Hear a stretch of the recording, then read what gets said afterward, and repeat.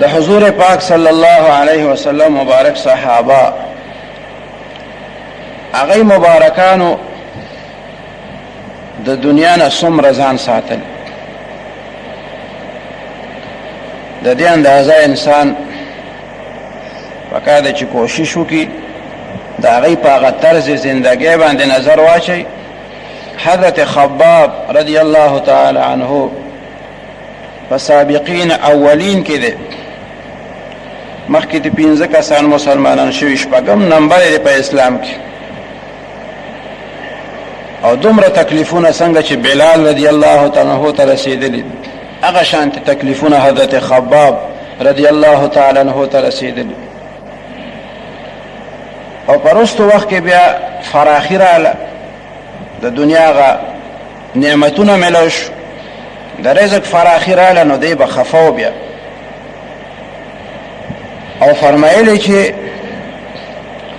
مونږ د نبی کریم صلی الله علیه وسلم مبارک په مرګتیا کې هجرت وکړو، خپل ارث مو قربان کړالو مدینه منورې ته. او په دې هجرت کې زمونږ خالص مقصد د الله تعالی رضا. مونږ هجرت د الله د رضا لپاره وکړو، نو چې نیت کې مبل سنو نو زمونږ هغه اجر ثابت شو. فقد وقع اجره على الله، چې چا نیت خالص دی او هغه د الله د رضا لپاره قرباني ورکوي، ظاهره ده چې هغه ته به اجر او ثواب ملاوي. خو بیا په مونږ کې څه خلک داسې وو چې هغوی د دنیا هیڅ خوشحالي ونه لیده او د دنیا نه هغوی سفر وکړو، شهیدان شو یا وفات شو په خپل مرګ باندې.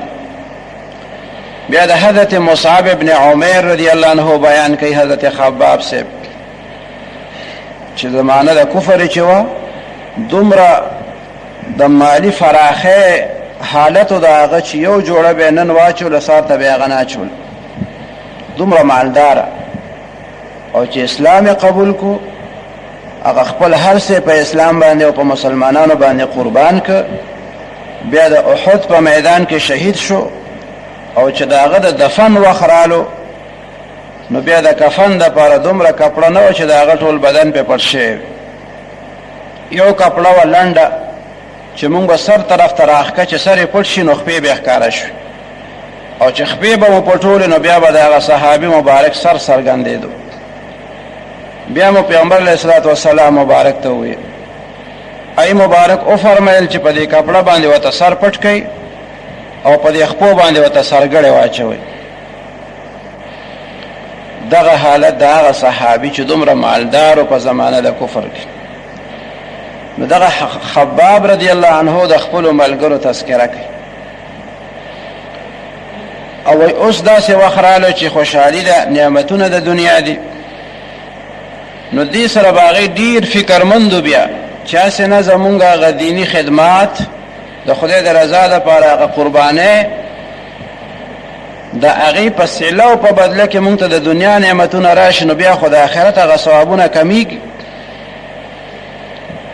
کنی د صحابه څومره لوی شان دی، هغې ته خو په ژوند باندې د جنت زیري میلاو دي، لیکن د دنیا نعمت به چې کرته ولیدو نو غمجن به شو، پریشانه به شو چې هسې نه دا څه مونږ ته اوس میلاویږي، دا د هغه خدماتو صله او بدله او آخرت کې راته بیا کمې پکې راشي.